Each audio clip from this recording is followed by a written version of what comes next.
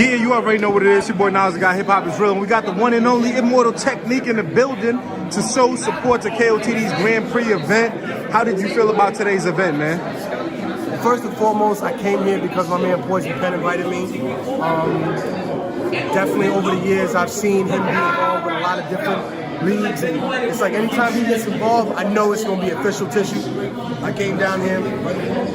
Every battle was good. Every battle was tough competition. I feel like even the people that didn't advance got something out of it.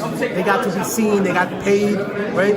So I think they attracted the eye of other people. Like even with Ice, when I was sitting there with him talking, he was like, yo, even if Bonnie didn't win the battle, she has the type of personality and swag that you could get a role on TV. Like, he was just pointing out so many things. So when he says, and when the OGs speak, it's important to listen, that there's so many avenues that this offers, right? So I echo that sentiment. There are a lot of avenues that this offers. If it gets you to be the host of a show, do it, man. If it gets you to be battling, I'll be looking good today. I'll be looking good today. Yeah, I can't be biased. Get out of here. Yeah, I'm about to say,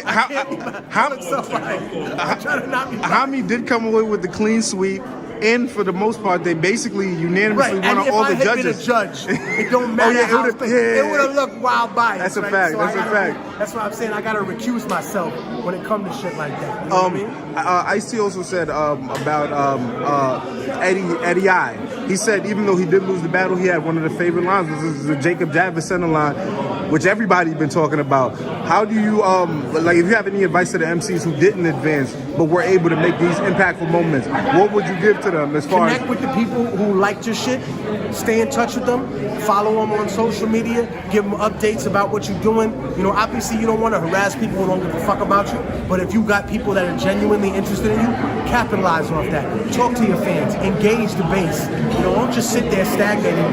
You know, go after the people that's showing interest in what you have. And that's the only way you're going to get ahead of this.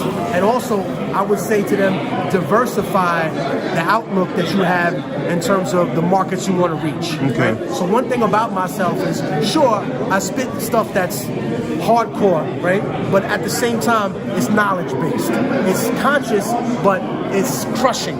So I've always had a market that's open to me to be able to open up for a lot of different people. So whether it's Wu-Tang or Fat Joe, or, you know what I mean? Back in the day, it did an open up for fucking Joe Budden, just random people. And then on the side, man, Dead Prez called me.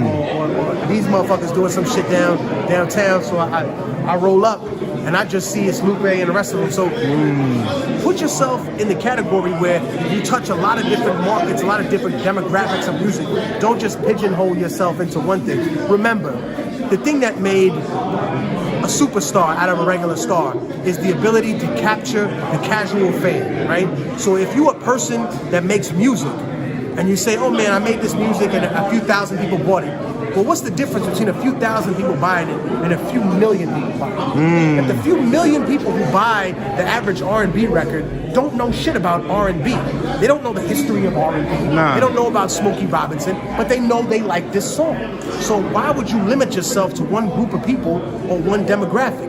If you have the ability to reach through the market, go to everywhere, touch everything, reach out and grab a piece of it all, bring it back to you.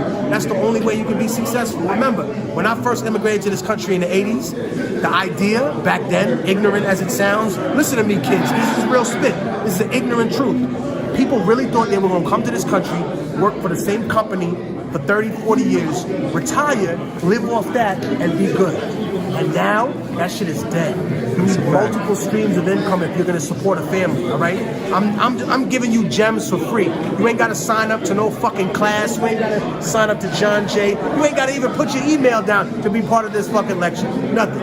It's free gems. Save the money you have, stack for it, make a purchase.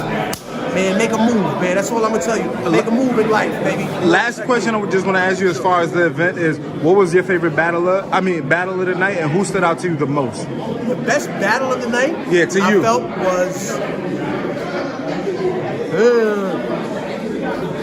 The closest battle was the first one, obviously. Okay. I felt like Eddie I and that XL. That could have gone either way. I think XL edged it. Maybe people are going to say I'm biased, but I feel like he edged it. But I wouldn't have been Well, mad. he won officially, so. I wouldn't have been mad if they had said either way. That's a great battle. Gotcha. But the one I like most, I like show off Bonnie. Okay.